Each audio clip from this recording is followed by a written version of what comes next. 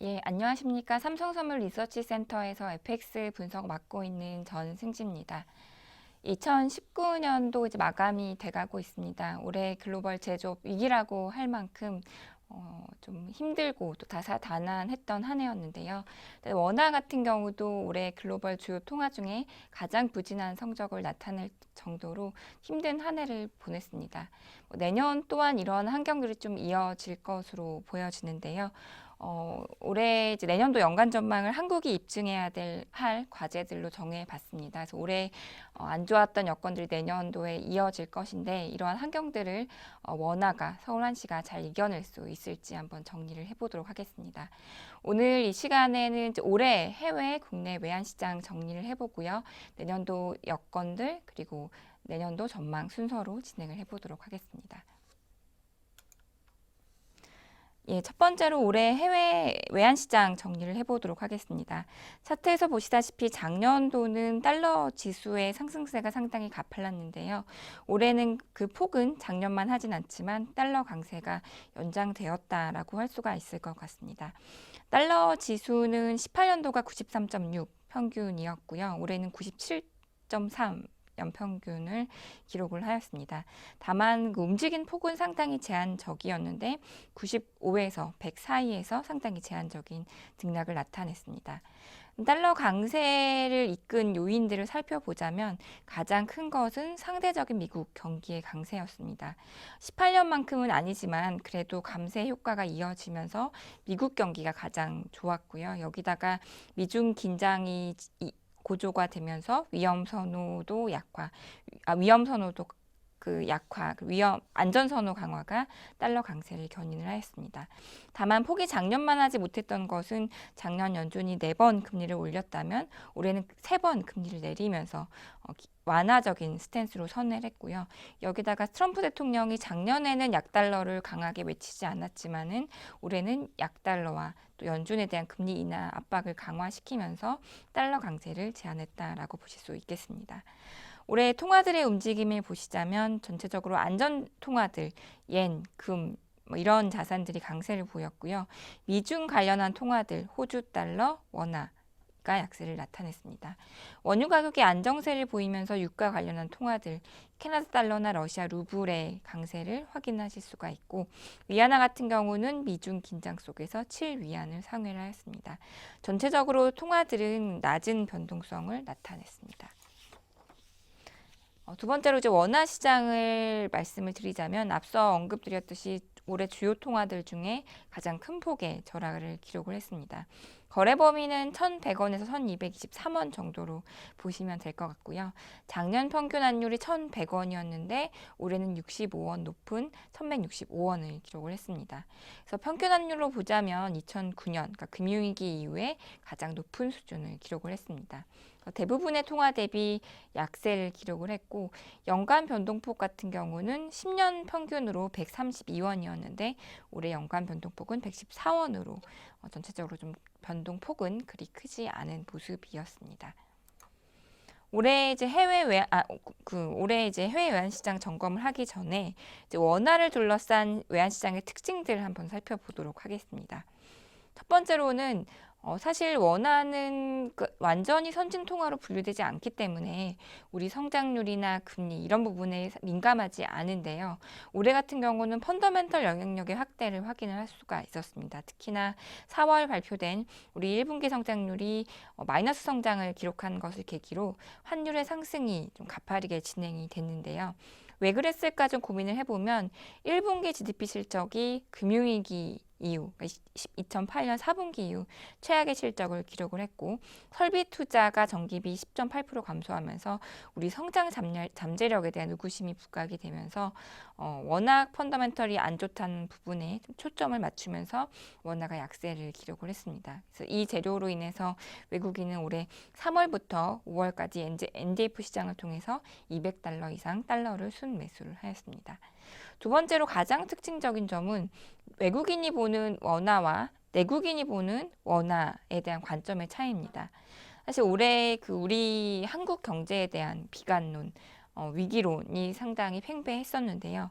그렇다 보니까 달러를 사야 되고 해외 자산을 사야 된다라는 인식도 상당히 내부적으로 좀 만연해 있었습니다.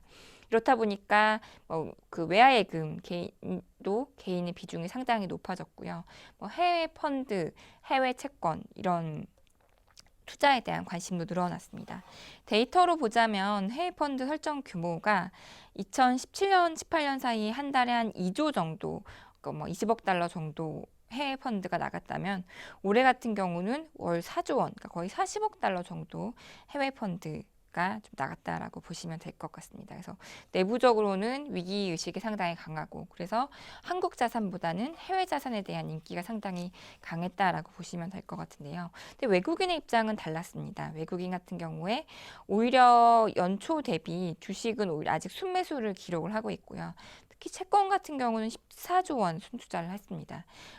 그 하단의 왼쪽 차트를 보시면 외국인이 보통상 환율이 올라갈 때 주식을 팔고 내려갈 때 주식을 사는 것이 일반적인데 올해는 오히려 위기의식이 고조됐던 그 여름 이전까지 환율이 급등하는 가운데 외국인은 오히려 채권과 주식을 샀고 환율이 빠지는 과정에서 외국인은 오히려 주식을 파는 그런 양상을 나타냈습니다. 그래서 외국인은 지금의 한국 상황을 위기 상황으로 보기보다는 그냥 단순한 경기 부진으로 인식을 하는 것을 확인을 하실 수가 있었습니다. 세 번째로는 달러가 부족하다는 느낌, 그러니까 외환 수급이 상당히 불안정해진 그런 것들이 좀 나타났습니다. 사실 우리나라 같은 경우는 대부분의 상황에서 평상적인 평상시에 항상 경상흑자, 무역흑자를 기록하기 때문에 달러가 남는 그런 상황들이 일반적입니다. 올해 같은 경우는 경상흑자도 감소한 데다가 해외 투자가 빠르게 증가하다 보니까 외환 수급이 달러가 부족하다고 느낄 정도로 공급 우위가 상당히 희석됐다라고 보시면 될 것 같습니다. 그래서 상단의 오른쪽 차트를 보시면 올해 4월 같은 경우에 4월이 통상 우리가 배당을 지급하면서 외국인들이 배당을 역송금해 나가는 그런 시즌이거든요.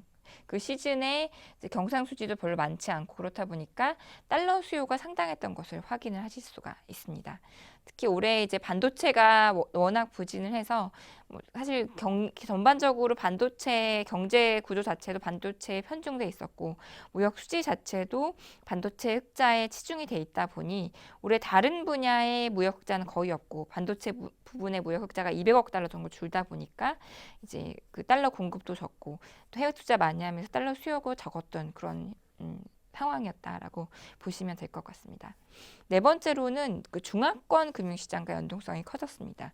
중화권 금융시장이라고 한다면 선진국 중에 중국 의존도가 높은 나라들, 그러니까 독일, 호주, 한국. 독일은 자동차 같은 소비재를 팔고 호주 같은 경우는 원자재를 팔고 우리는 중간재를 파는 그런 입장인데 파는 물건들은 다르지만 어쨌든 중국의 의존도가 높다 보니까 뭔가 해외 시장에 중국 관련한 또는 미중 관련한 안 좋은 뉴스가 나타나면 이들 독일, 호주, 한국의 채권 금리와 환율이 비슷하게 움직이는 그런 양상들을 나타냈습니다.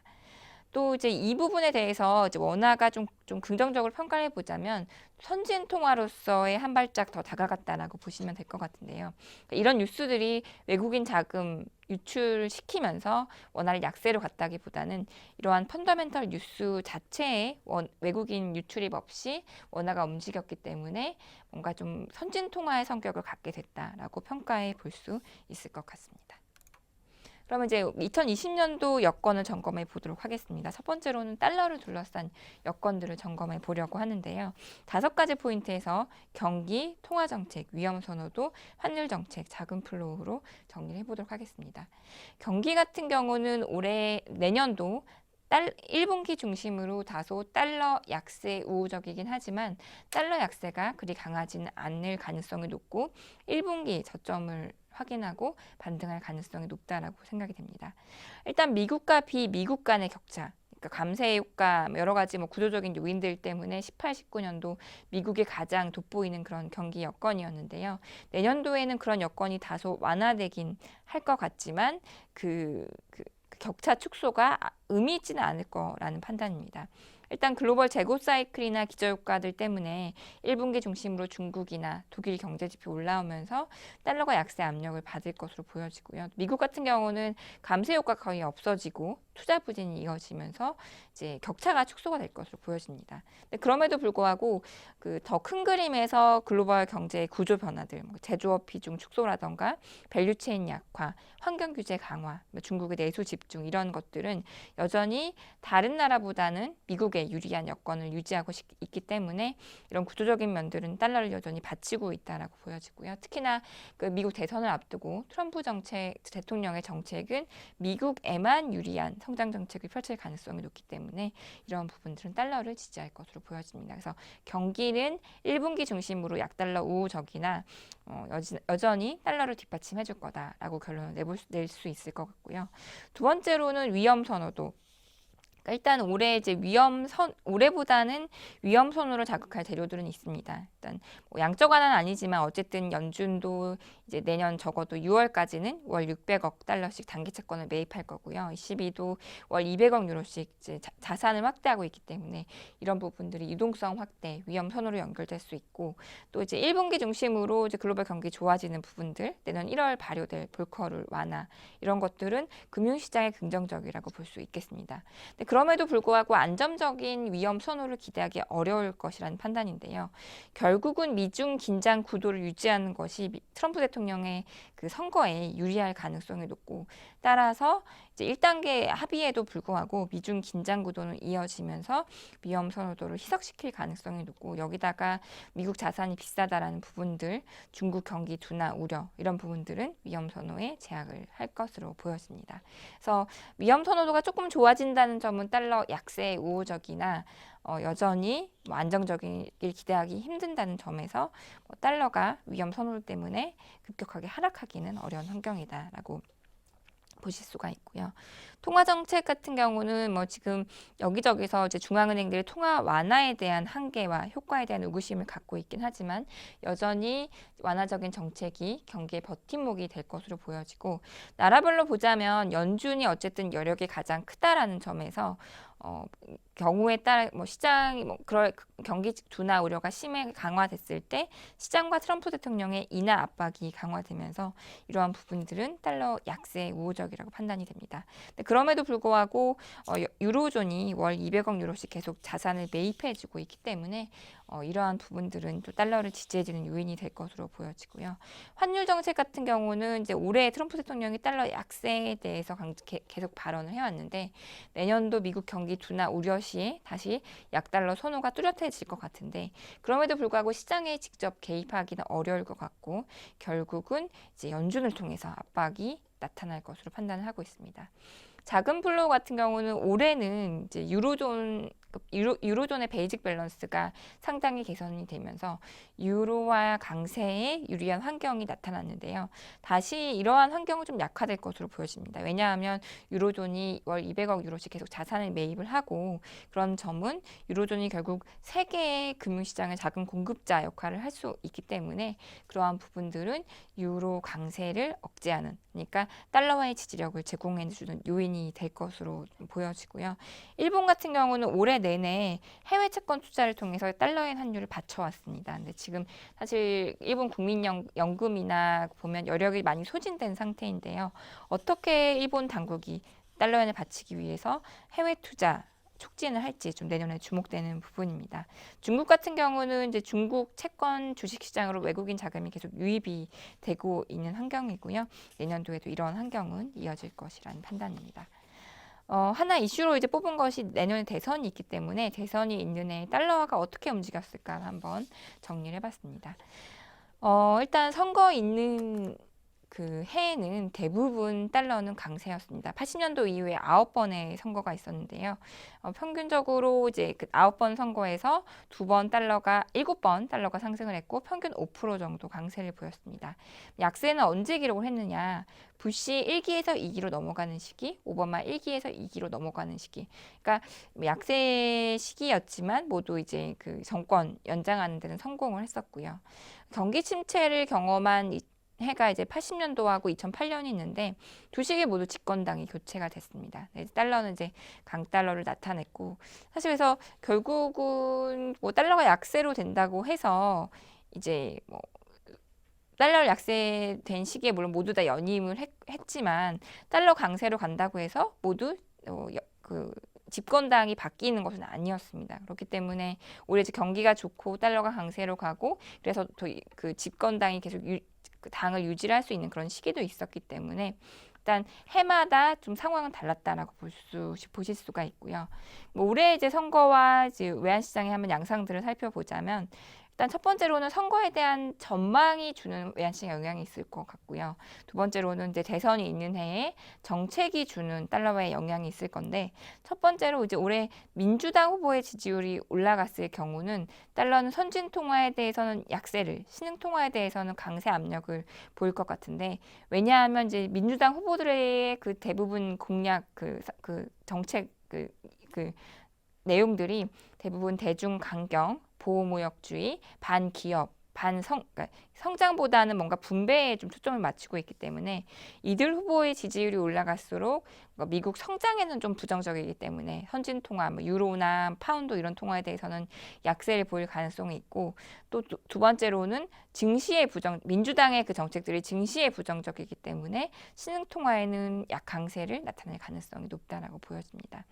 경제 정책 방향은 앞서 말씀드렸듯이 트럼프 대통령은 그 경기 확장세를 어떻게든 연장을 하려고 노력을 할 것이고 그리고 또 계속 외쳐왔듯이 그런 모든 그 경기 부양책, 성장 정책들이 미국에만 강한 방향일 가능성이 높기 때문에 달러 강세에 우호적인데요. 다만 이제 경기 둔화가 예상보다 좀 심화됐을 때는 연준을 압박하면서 뭐 금리 인하와 약달러 압력을 좀 가할 가능성이 있기 때문에 좀 시나리오별로 달러와 양상은 다소 달라질 가능성이 높다라는 판단입니다. 결론적으로 달러는 1분기 중심의 약보합 흐름을 예상을 하고 있습니다. 1분기 되면 이제 다른 나라 경기 좀 올라오면서 격차가 축소가 되고 또 연준이 어쨌든 뭐 가장 기준금리가 높기 때문에 여력이 있다는 그런 인식들 또 1단계 무역 합의를 하면서 또 좀 분위기 좋아질 가능성, 연초 효과, 또 중앙은행의 밸런스 시트 확대가 좀 상반기 그에 좀 제일 가파를 가능성이 있기 때문에 이런 부분들이 위험 선호와 그 미국과의 격차 축소를 나타내면서 달러 하락 우호적인 환경을 조성을 할 것으로 보여집니다. 다만 이제 다시 달러는 지지력을 확인할 것 같은데요. 앞서 말씀드렸듯이 독일은 경기가 조금 좋아졌기 때문에 재정을 더 쓰지 않을 가능성이 높고 중국도 어쨌든 경착륙은 방어하겠지만은 중고속 성장을 포기했기 때문에 이런 부분들이 미국이 그래도 제일 괜찮겠구나. 또 글로벌 경제 구조에 유리한 미국의 경제 인식, 또 미중 긴장 구도는 달러화에 지속적으로 지지력을 제공을 할 것으로 보여집니다. 그래서 작년도 이제 달러 지수 평균이 97 정도였다면 2019년도가 97이었다면 2020년도는 96 정도를 예상을 하고 있고요. 거래 범위는 92에서 100 정도를 예상을 하고 있습니다. 달러 지수 차트를 보시면 이평선들, 주간 기준으로 이평선들이 하단에 단단하게 위치해 있는 것을 확인하실 수가 있습니다.